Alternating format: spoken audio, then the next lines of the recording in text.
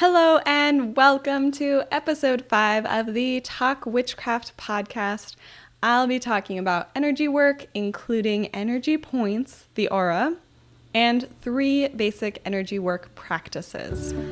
You're listening to Talk Witchcraft, the podcast where we talk about witchcraft as a lifestyle and discover how to merge magic into your daily life.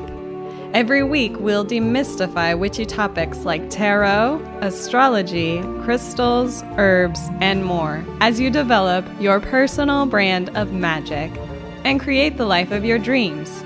I'm your host, Maggie Hazeman. So, witches manipulate our energy and the energy of our environment to bring about our will. And that is why it's important to understand how energy flows within your body. This can help you to be a better magic user and to be a better human.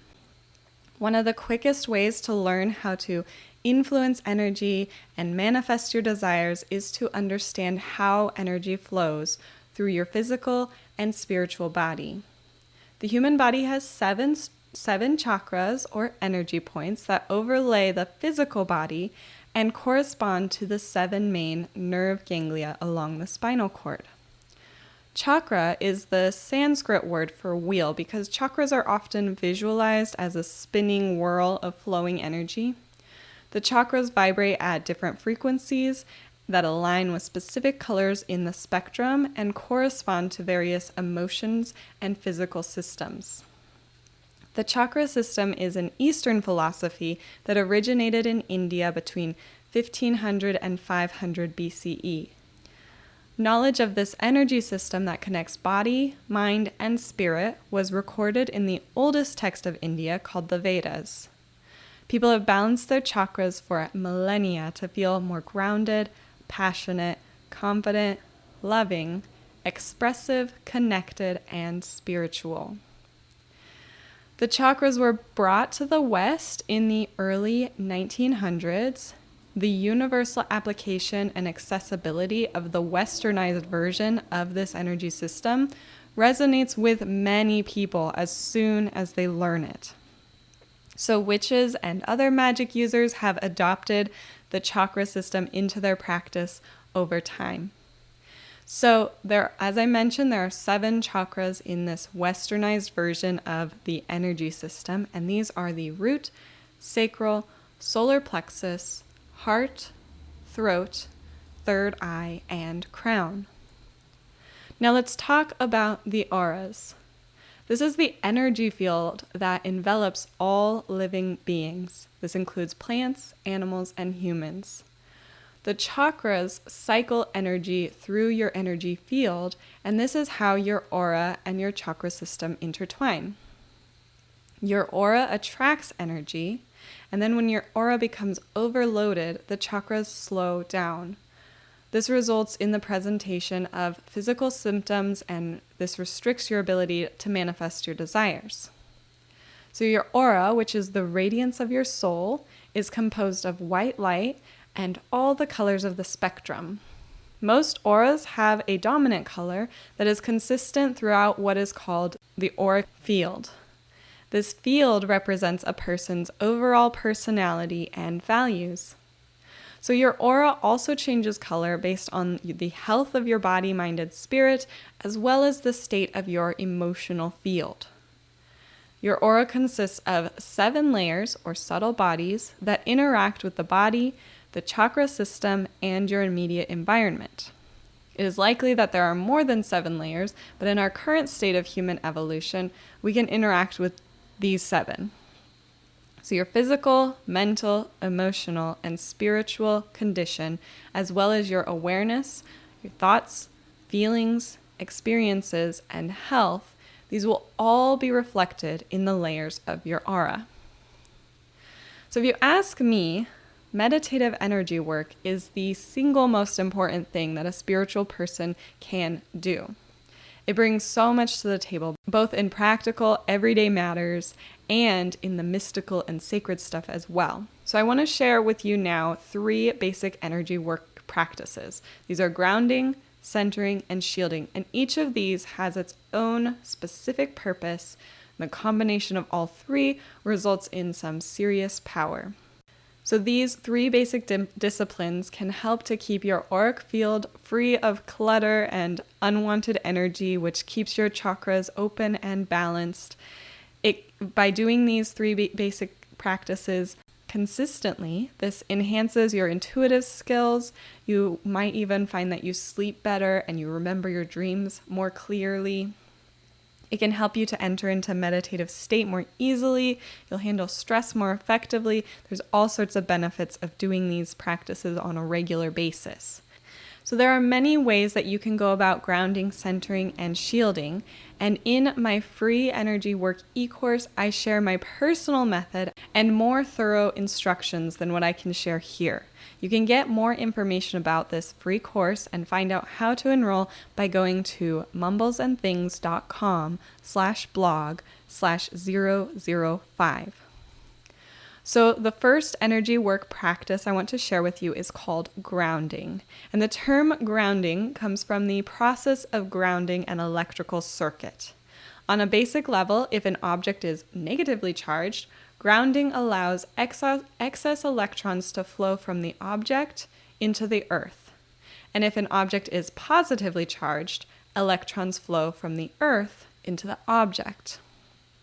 In this way, grounding is a method for balancing the flow of energy and finding equilibrium. Similarly, a witch can practice grounding as a way to balance their personal energy. It is truly, in my opinion, a vital part of learning to practice magic. Throughout your day, your energies become imbalanced for all sorts of reasons, both magical and mundane. You might experience emotional turmoil. If you practice divination or lucid dreaming, maybe you have an illness. If you do spell work or astral travel or basically anything else that you do, all of your day-to-day activities, these can leave you in a state of too much or too little personal energy. And remember that everything you do is magic, and magic is energy. So when you manipulate energy, it pulls your own energy out of alignment. And when this happens, your energy becomes unbalanced, which might make you feel dizzy or have headaches or feel confused, general sense of unwellness, sensitivity to light or noise, clumsiness, or tiredness, and all sorts of other symptoms. And the more out of alignment that you are, the stronger you will experience these systems. So grounding is how you realign your energy through connecting in with your purpose. It helps you to get rid of excess or unhelpful energy, which reduces your stress and anxiety, and it ultimately lifts your mood. So it's very beneficial to practice grounding right when you wake up. And if your schedule doesn't allow for that, then try to practice when you can at some point during the day.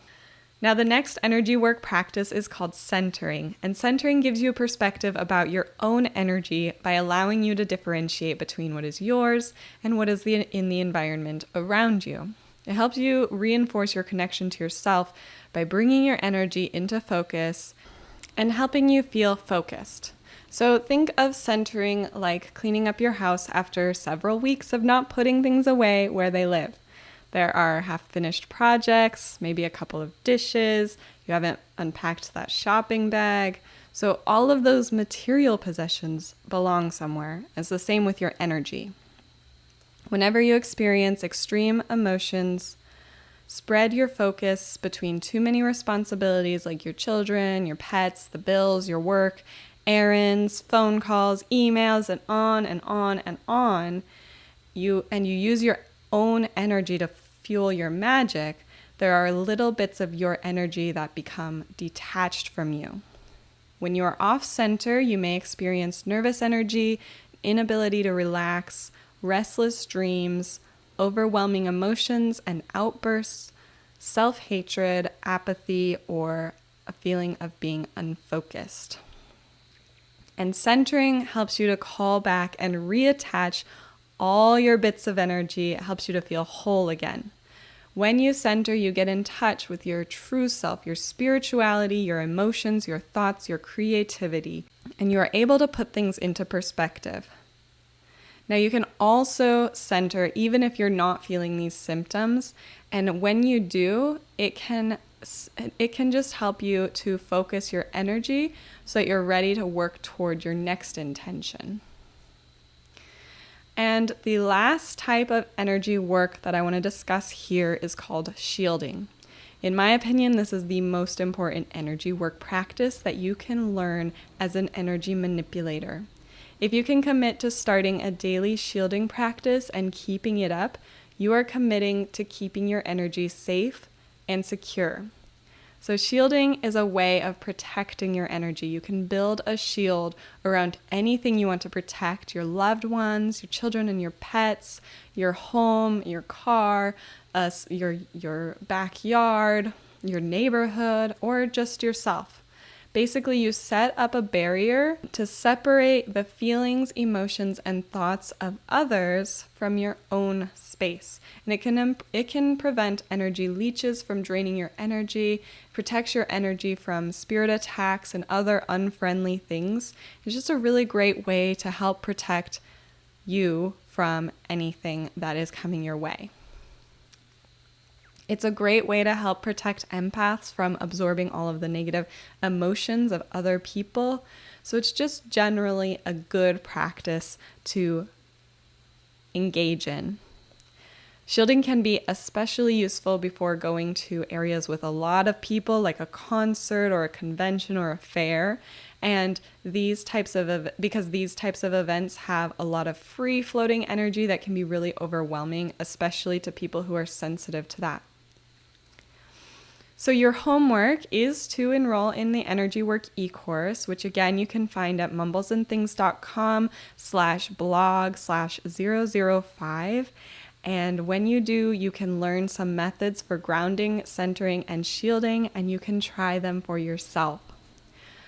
Now, in this episode, I shared the origins of the chakra system and how the westernized version is used in witchcraft. I told you about auras and how your energy field connects in with your chakra system. And then I gave you 3 energy work practices to try and invited you to join my free course where you can learn how to do them. To find out more about this episode, go to mumblesandthings.com/blog/005. And you can join me in the next episode when we talk about witchcraft practices, including cleansing, meditation, divination, and visualization. If you don't want to miss an episode, make sure you subscribe and leave a 5-star review if you don't mind, wherever you listen to podcasts, because this helps me reach more witches who I can help with this information. You can also find me on Instagram and Facebook with the handle @mumblesandthings. And if you go to talkwitchcraft.com, you can join the conversation about this episode and other witchy topics. This is the Mumbles and Things Facebook group, and it's just really fun. See you inside. Wait, don't go yet. Thanks for listening to Talk Witchcraft with me, Maggie. If you've enjoyed this episode, I invite you to check out mumblesacademy.com. Mumbles Academy is the place to be for intuitive souls at any stage of their witch path. Whether you are a wildling at the very beginning of your witchcraft journey and are looking for a safe learning environment, a creator who is committed to your practice and wants to develop your witchcraft skills even more, or a sage who is full of wisdom already and wants to share what you know with others, Mumbles Academy was designed for you. With monthly masterclasses and live Q&As, an extensive archive of courses and trainings, and a supportive community to help you along the way with encouragement and advice. Mumbles Academy is the perfect place for you to be as you continue on your witch path.